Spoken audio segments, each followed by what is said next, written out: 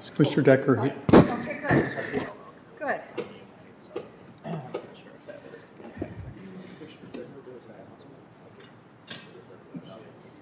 Is she back? What's that? Oh.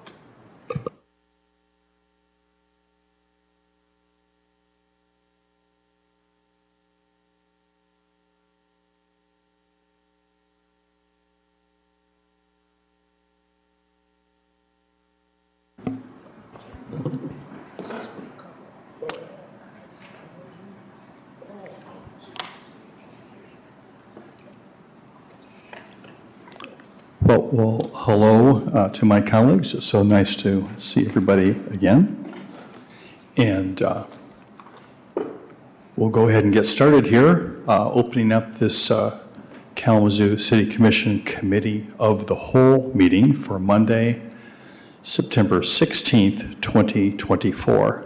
And our first order of business is roll call. Clerk Borley. Commissioner Cooney. Present. Commissioner Decker. Commissioner Hoffman. Present. Commissioner Pradel. Present. Commissioner Wilson. Present. Vice Mayor Hess. Present. Mayor Anderson. Here. Thank you, Clerk Borling. And may I have a motion to excuse Commissioner Decker from this meeting? So moved. Motion made by Commissioner Hoffman. Support. Supported by Commissioner Pradel. All those in favor, please say aye. Aye. Aye. Opposed, nay. Motion passes. Thank you. Next is communications. Manager Risma. Nothing, Your Honor. All right. Thank you. Now is the opportunity for public comments for the Committee of the Whole meeting. Just a reminder that the public comment period is 2 minutes here at the Committee of the Whole meeting. There is also a public comment period available at our business meeting that starts at 7. Is there anyone in the chambers who would like to take advantage of the public comment opportunity? See no one. We are on to the work of the evening. Manager Risma.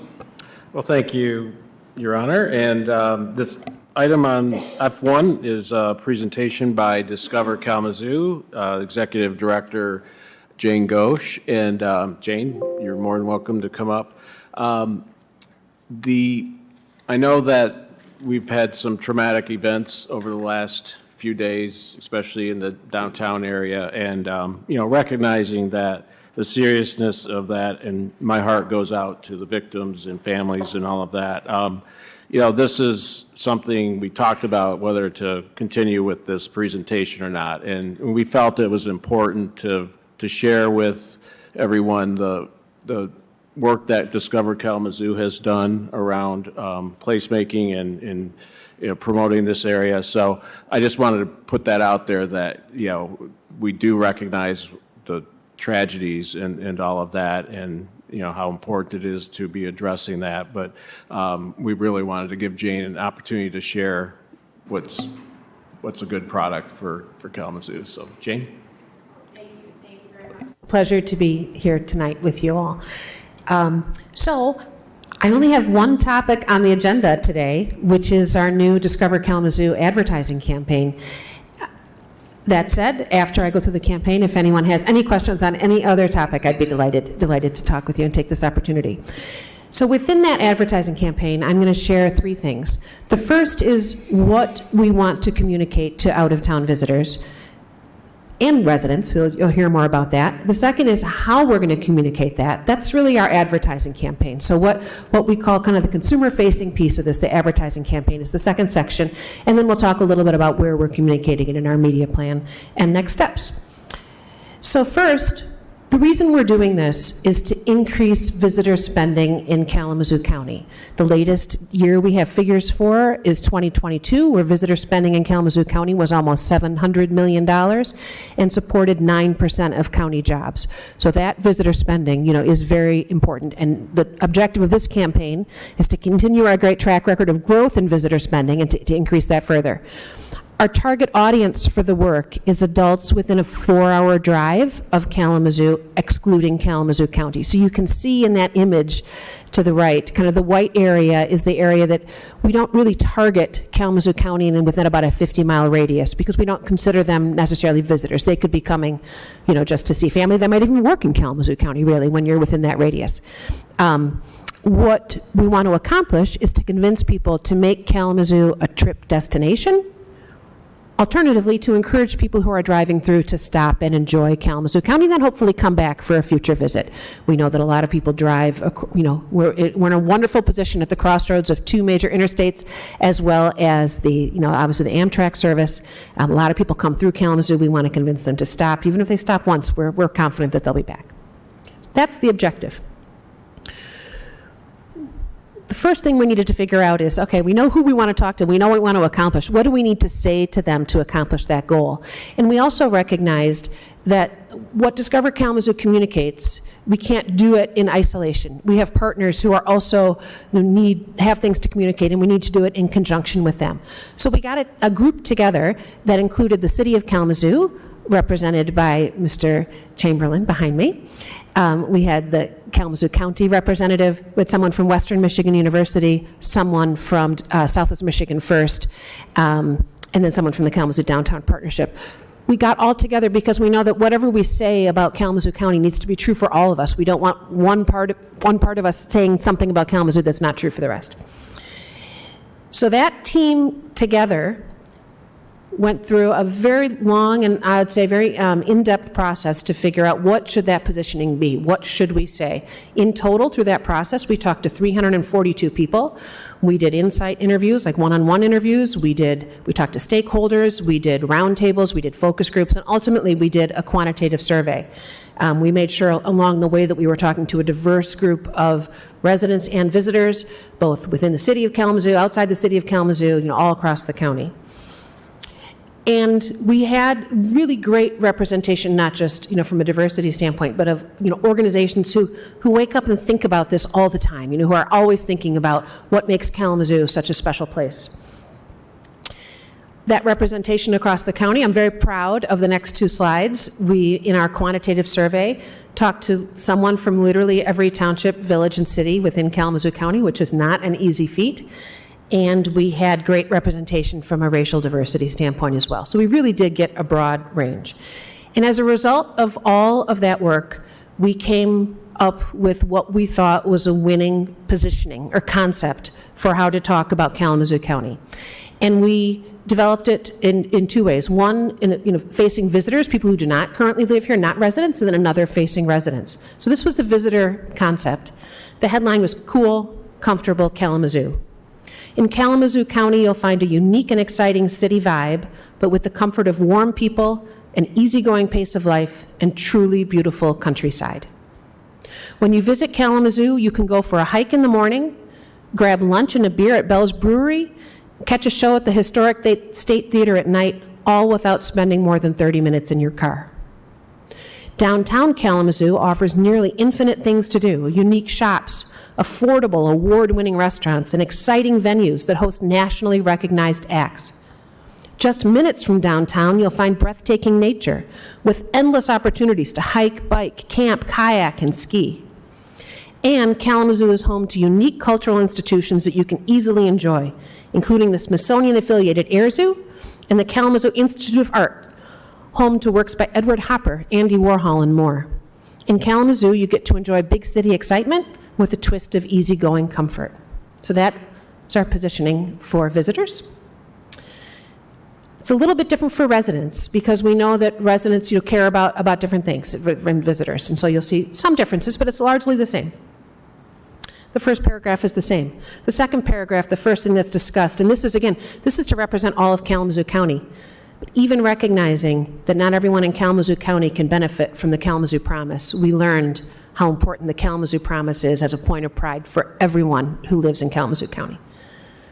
From the Kalamazoo Promise, a first-of-its-kind program which guarantees a college scholarship to every graduate of Kalamazoo Public Schools, to several world-class universities that bring interesting young people to our community, to rich cultural experiences and breathtaking nature, our county has so much to offer.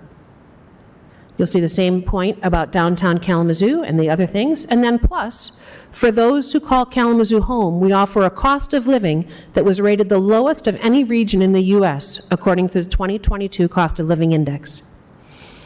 So you can see some different things featured depending on whether talking to residents or visitors.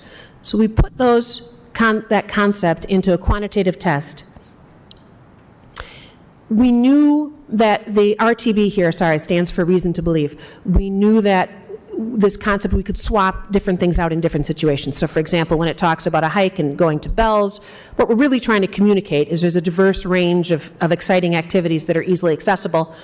So instead of hiking, we can talk about kayaking. Instead of talking about the State Theater, we can talk about, enjoying a lakeview dinner. We know that there's things that can swap out as long as we're communicating the main points. When we tested this with potential visitors, I'm delighted to report that it increased their likelihood to visit. The far left bar is when they were asked about their likelihood to visit Kalamazoo before they were exposed to this concept, and the second bar is after.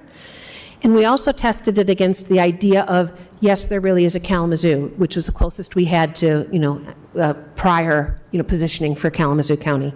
And you can see that when visitors were exposed to that concept, their likelihood to visit actually went down versus not having been exposed to it. And then the cool, comfortable Kalamazoo idea with a 52% top two box, extremely likely or very likely to visit score, significantly outperformed, yes, there really is a Kalamazoo. So we figured for visitors, we're really onto something. But as the Kalamazoo City Commission, I think you'll really be proud of this next slide, which is how that concept made residents feel proud and optimistic. So the first one is how proud, after reading that description, how proud does that make you feel about Kalamazoo County? 99% of people said it makes them extremely, very, or somewhat proud. How optimistic does it make you feel about the future of the county? 96% of people said it made them feel extremely, very, or somewhat optimistic about the future. And we have a lot more in-depth that Mr. Chamberlain has the detail on that. The number one point of pride for Kalamazoo County residents, whether they live in an urban area or a rural area, in the Kalamazoo Public School District or not, the number one point of pride for them actually is the Kalamazoo Promise, which is just a wonderful gift we have in our community. So that is encapsulated in what we call this brand pyramid. This is something that really, from a marketing standpoint, that then we use internally to make sure that when we're speaking to consumers, we're saying the right things and in the right way. This is not what we would say consumer facing. I know no one who sees our work would ever see this, but I wanted to show it to you because you are, in fact, the city commission. But our next mission then was to turn that into consumer-facing advertising. How do we get across that 3-paragraph concept in advertising? It's not an easy chore, but it's something that advertising agencies do all the time. And when we did it, the important thing wasn't just that we communicated the words we wanted to say. We knew we needed a great ad. And a great ad, an ad fundamentally has 3 jobs. The first job of an ad is just to break through the clutter. We are all exposed to thousands of advertising messages every day. So the ad had to break through the clutter. That's the ad recognition. The second is it has to communicate what brand it's for, because you can have an ad that breaks through, but you might think it's for a different brand. And then lastly, make you want to take action, make you, in our case, come visit Kalamazoo. So we tested our concept, advertising concept, through a firm named Dynata, pre-tested it. And what they do is they test monetically. That means any one person only saw one ad, and then a different group saw a different ad. They were exposed in a distracted digital environment, and you'll see those pages in a second. So there were 3 pages. So these are the pages. These are actual pages that were used in our ad testing. So this is 1 page, a second page, and then a third page. So all of the respondents had to go through each of those pages, and then they were asked, what ads did you see? And they didn't know what they were being, tested on. So you all have it on paper in front of you, so you can cheat. But in fact, across those 3 pages, there were 6 ads. So you could go through now and you could count them. But so far, when I've done this presentation, no one has guessed more than 2. No one has correctly remembered more than 2 ads that they were exposed to. So the way that the system works is, first, did people even notice and remember the Discover Kalamazoo ad, the ad for Kalamazoo? And then the second, were they able to correctly say, that was an ad for Kalamazoo? So you have in front of you, there's an ad for Nissan. Somebody might remember, I saw an ad for a car, but they might not remember it was an ad for Nissan. There's an IBM ad. They remember I saw an ad for a computer, but they might not have gotten that it was correctly IBM. So that's the second thing. First, notice the ad. Second, know what brand it's for. And then third, motivate that, what the action that we want. And the standard for the test is to, if you score between 80 and 120, that means that you're average. You're as good as any other ad out there. I'm delighted to report that we got a score of 121, so we were statistically significantly above average for that. And we hit on all three. People noticed the ad. They couldn't help but remember that it was for Kalamazoo. And then lastly, it was motivating. So with that then, we took that and turned it into advertising, which I'm going to show you now. The first thing I'm showing you is a 30-second video. Get a fresh view in Kalamazoo. Wander museums, catch a show, and see a classic or two. Unwind, open up, try something new. Bike around, make a splash, and explore nature's hue. Hit the trails, grab a bite, then relax with a brew. Be curious, get loud, there's so much to do. Find all this and more in Kalamazoo. So that is the 30-second spot. And then we also have, I'm going to show you, we've got several ads. It is really a campaign. The next is 15 seconds. See something new in Kalamazoo. That might have been the 6-second one, actually. Fun awaits you in Kalamazoo. And then, so those are the video ads that you might see maybe before YouTube. Sometimes, you have to see an ad before you watch a video on YouTube. This is a social media video.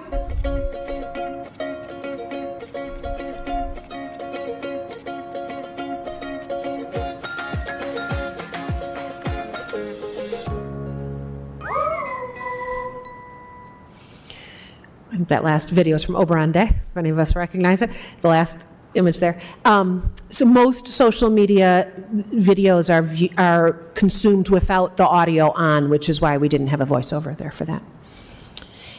This is an example of a digital ad. So we've got a series of these. Bring the whole crew to Kalamazoo, find the artist in you in Kalamazoo, splash into the blue in Kalamazoo, see something new in Kalamazoo. This is now a social media ad talking about live music, world-class performances, vibrant art scene. I'm on a mission to figure out in any given year how many live performing arts we have here in Kalamazoo County, and I'm working with our partners across the county to help. So far, I'm at 1,500, and I haven't finished counting yet. So, 1,500 live performances in 365 days here in Kalamazoo County. And as I said, I'm not done counting yet. So, clearly there's something there about performing arts that we really have quite a special scene. Table for two. One of the things we find is compared to other cities, you can come here. You can have a phenomenal dining experience here without a reservation. You can have lakefront dining at our top, our very top restaurants here on the mall and not need a reservation, and that is something really special. It's part of what makes Kalamazoo, we think, so comfortable and enjoyable to come to. Stay a night or two in Kalamazoo. If you haven't picked up yet, we're using rhymes with what rhymes with Kalamazoo. And if you're anything like the team, you'll walk out of this room thinking of rhymes. And if you have any great ones, please send them my way. Rally the crew to Kalamazoo. This is what we call carousel on social media, so you can see when we have longer views than so for fun awaits you in Kalamazoo. Take in the views, see vibrant hues, or try a new brew, we will see you in Kalamazoo. So again, continuing that rhyme. Here's another one. There's plenty to do in Kalamazoo. So that is the campaign. We are communicating it in that 4-hour drive market, about a 3-hour radius of Kalamazoo County, excluding Kalamazoo County plus 50 miles. Our goal this year, we hope this is our campaign for decades to come. This year, our goal is to reach 15 million people with 45 million impressions. So that means the people who are exposed to the ad will see it on average 3 times over that time period. We launched it in June. And we're using a combination of out-of-home, which is, think of billboards, digital billboards mostly. I think only digital billboards, paid social, digital display and video. And you can see over on the right how our spending is phased. Most of our spend is here over the summer and into the fall. We know that these are kind of the peak. We're not as seasonal as some of our counterparts in Michigan, especially along the lakeshore, but we do know that most people come here between March and October, and we want to, incent those visits. And, with a limited budget, we had to choose, when we're going to spend it. But one of the biggest things that brings people here from out of town is something that happens in the fall, so we are refreshing our campaign. And then this is, so far to date, of the total spend that we have against this, we're only about 2/3 of the way through our budget, and we've actually already exceeded our reach goal. So we've reached 17 million people within that 300-mile radius with 42 million impressions. So we think we're well on our way to delivering that. And as I say, the next steps, we're refreshing the campaign for fall and winter. We want to make sure that now that we have this campaign, that we extend it to other Discover Kalamazoo materials. So what our business development team takes to trade shows, for example.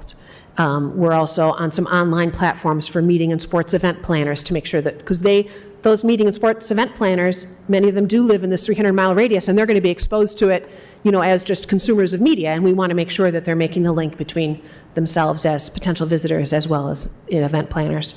And then lastly, develop a plan to enable partners to work with us leveraging this campaign. So we've invested in this campaign, not on behalf of Discover Kalamazoo, but on behalf of the community. So how can we, speak with one voice? We don't have that figured out yet, but that's one of our top priorities as we go through.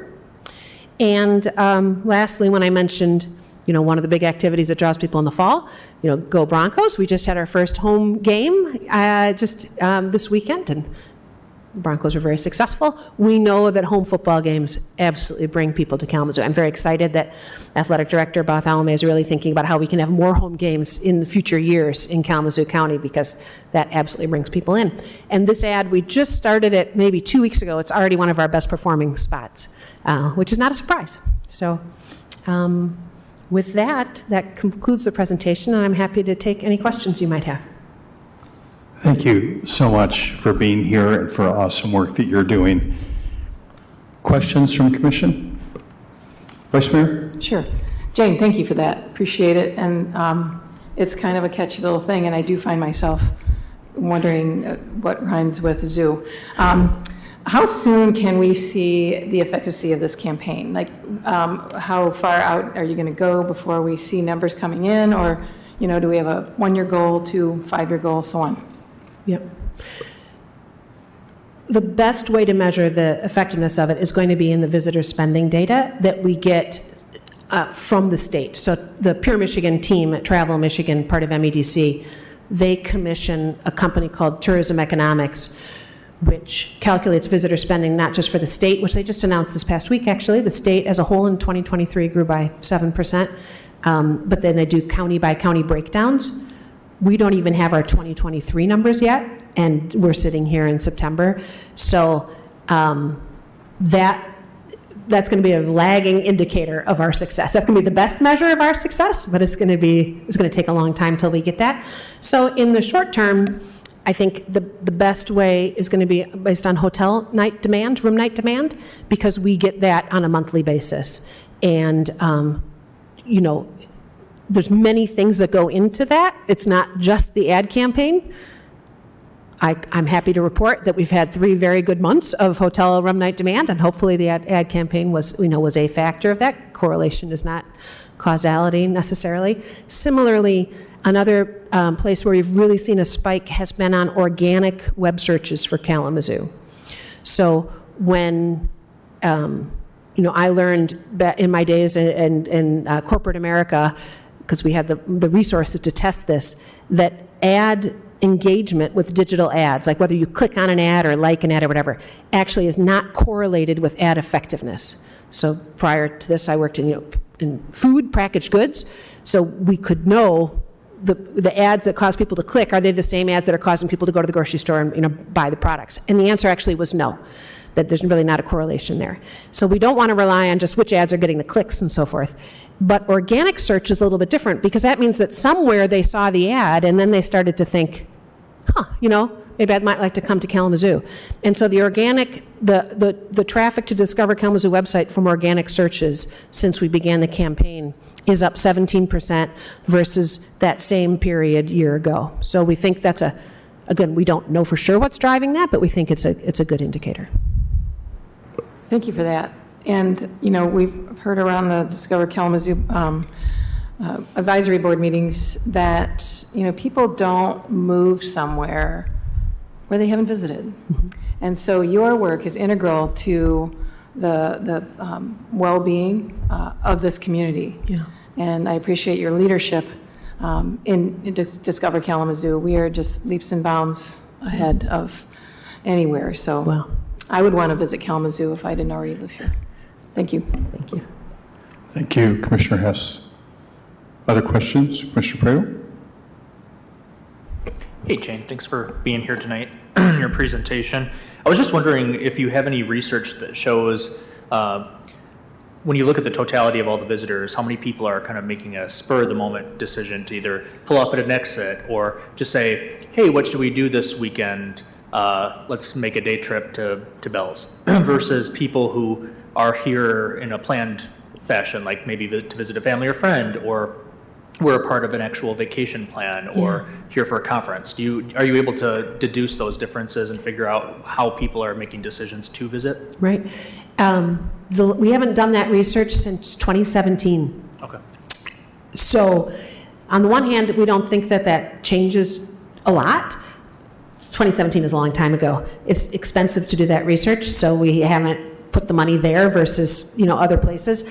I can tell you from 2017 that the average time to plan a trip to Kalamazoo County was 19 days.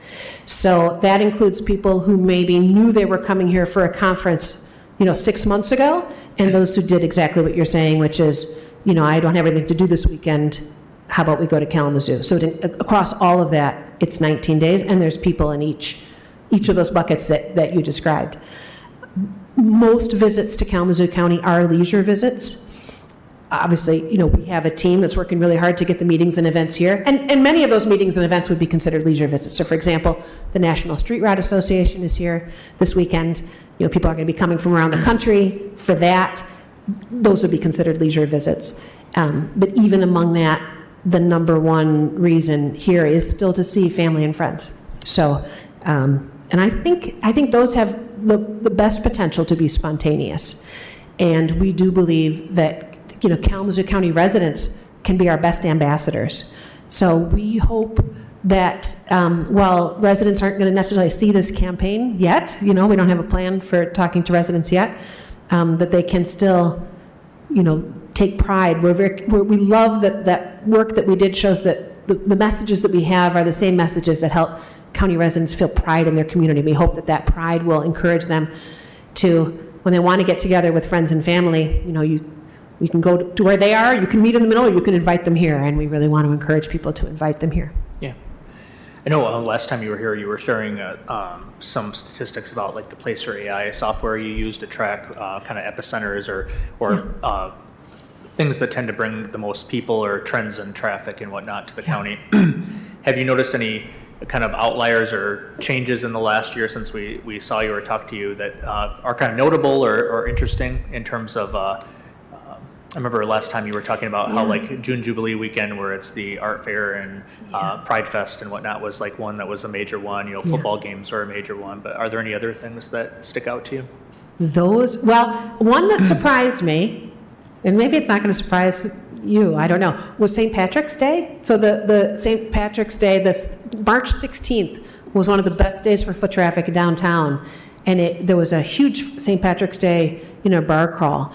And we have so many, it's almost like a parlor or party trick that I do when I give opening remarks to people who might be in town for a conference. If where we're standing right here, there are, I think, and I didn't do a fresh count to come here, but I think there's more than 40 Kalamazoo original, like locally owned and operated bars and restaurants. in walking distance from where you are seated right now. I mean, that's just an incredible number.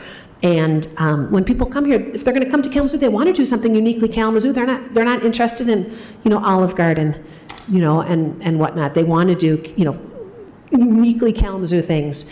And so I was surprised at the St. Patrick's Day, but maybe I shouldn't have been surprised.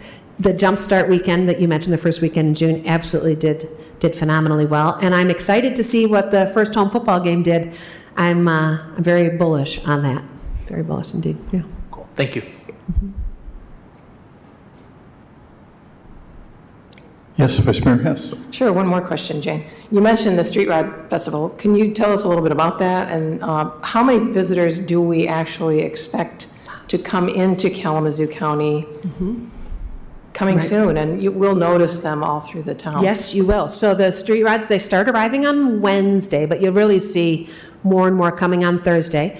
This is the meet for the North American Street Rod Association. So these are the classic cars that have to be roadworthy, or else they don't get to be a street rod. So if they have to tow them in, they don't count. They have to be roadworthy. They meet at the Kalamazoo County Expo Center and Fairgrounds. I will say this is all the same weekend. The Ford Model A group is also in town, so that there's a national meetup of Ford Model A enthusiasts. So it's going to be really all cars, all the time here. And if I may also say, I'll still answer your question, but this Saturday is the Canadiana Festival at Arcadia Festival Grounds. So really celebrating our neighbors to the north, and everything Canadian is going to be a great event at Arcadia Festival, including the stars of a long-running Canadian television series. So that's going to be great, because we have celebrities from Canada coming as well. Among those events, the National Street Rod Association is the biggest. And last year they had over 850 cars registered. I would expect it to be at least that many this year. Each car tends to come with 2 or 3 people. And then we have people who come just to see the cars but don't have a car themselves. So we expect it to be many thousands of people. And Friday at noon, they are doing a car parade through downtown. So those cars will leave the Expo Center and come around through downtown. And so anyone who is downtown or in the area, I strongly recommend you from 12 to 1, go outside to grab lunch and stand by and wave at the cars, and maybe the local celebrities who might be riding in the cars. Yeah. Thanks again. Any other questions? All of us really, really appreciate your work and how available you are to us to communicate about that. So thank you so much for your efforts. Thank you. It means a lot. Yeah. Thank you for your support. Thank you very much. Right.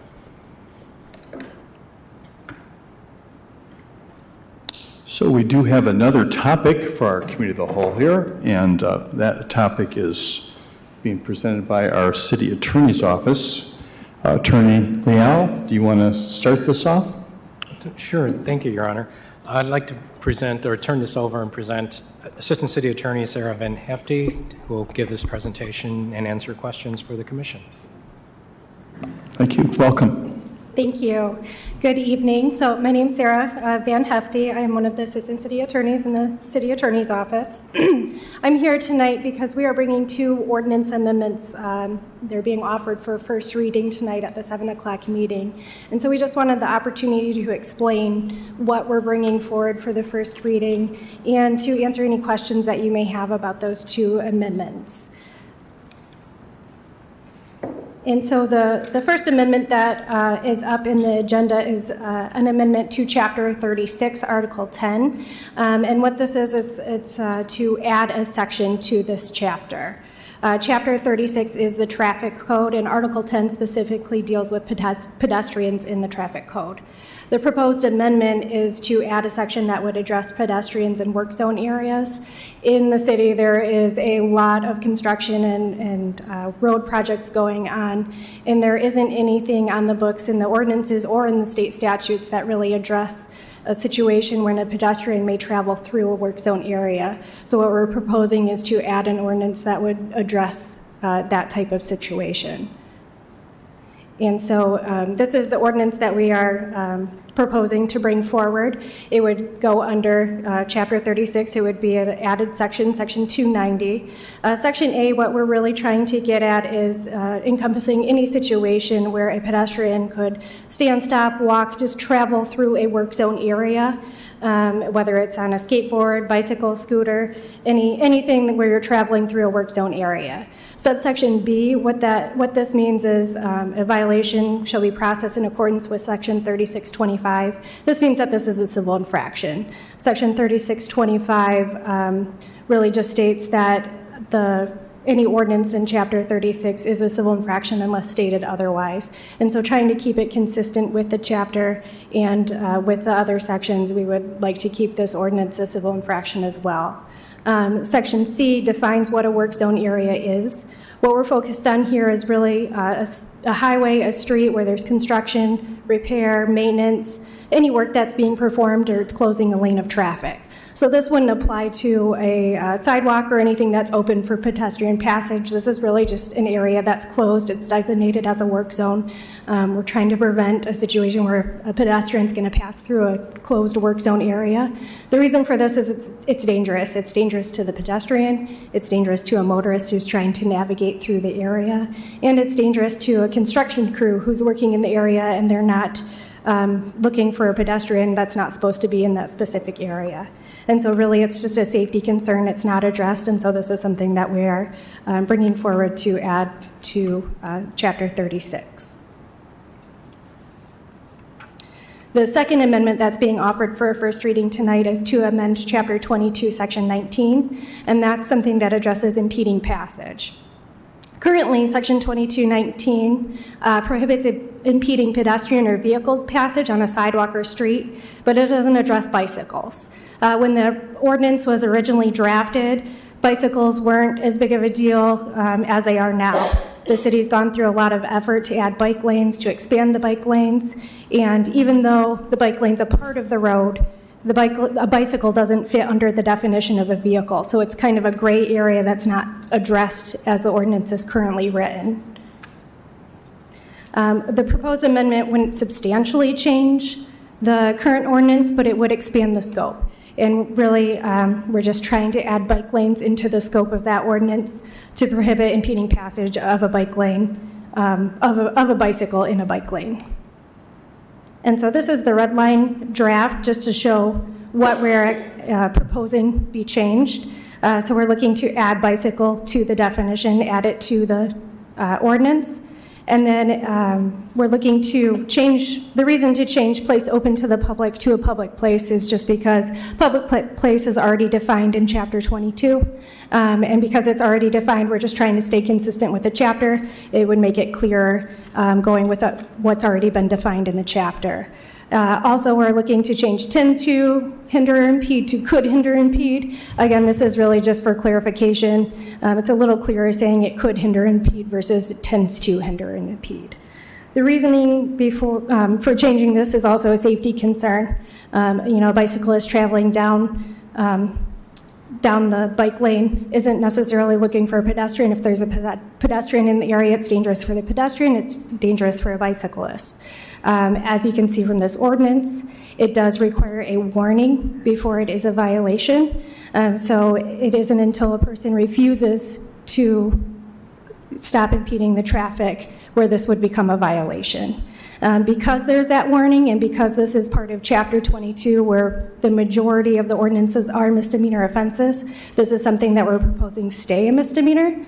It also gives public safety an enforcement tool if there is a person actively impeding traffic and they're refusing to get out of the traffic. It's a dangerous situation, and so this would give them the ability to arrest an individual if they're refusing to comply with that.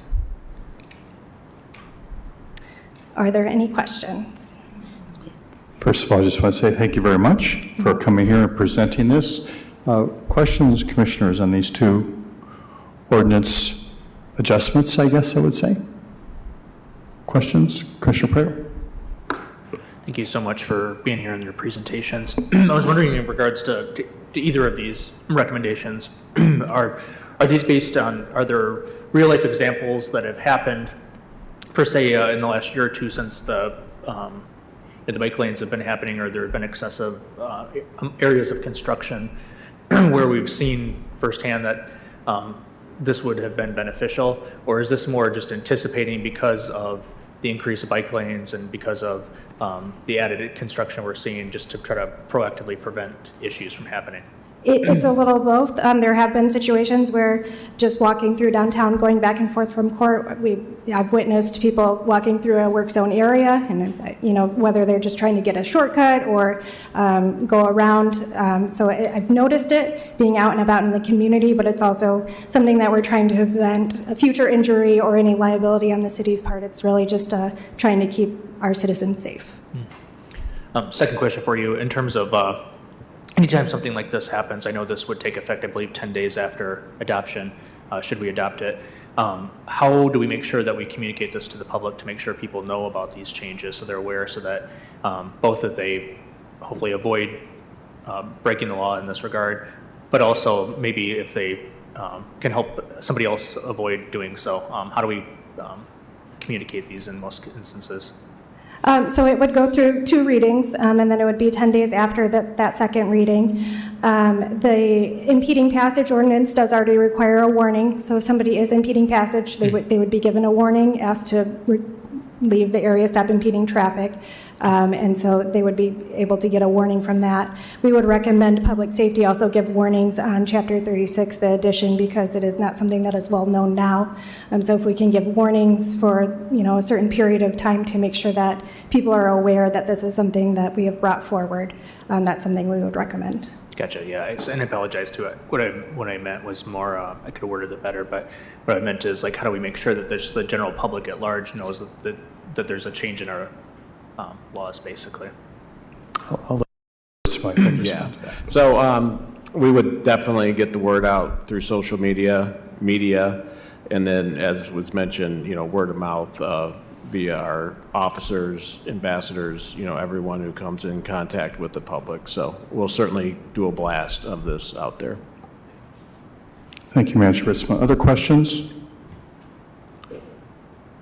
Seeing no other questions? All right. I just want to say to the City Attorney's Office, thank you very much. It's really nice to be in front of things and not always, I know you talked about we've already been experiencing it, but not be wholly reactive as it relates to this. And for better or for worse, we are going to have some pretty intense construction zone business going on here over multiple years going forward. And I've personally witnessed this as well. You've got equipment backing around and beeping and all that sort of thing, and people cutting around heavy equipment. That can obviously be a very dangerous thing.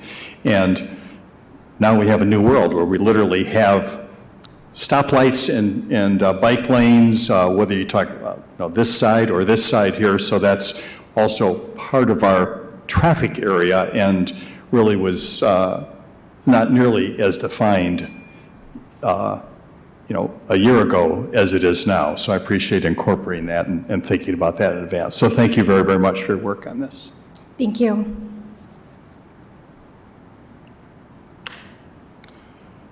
Well, thank you, Manager Ritzma, for getting these 2 things on our agenda here. Just a reminder that we do have a business meeting tonight that starts at 7, and there will be an opportunity for commissioner comments at that business meeting. But on this agenda, there's an opportunity for commissioner comments. Anybody on the commission want to take advantage of that at this time? All right, seeing no one, then hopefully we'll have all the visitors here in the chamber back for our business meeting, and look forward to that starting at 7 o'clock. We have several important proclamations and a recognition of a long-time relationship the city of Kalamazoo has had with a dear sister city friend of ours. We are adjourned.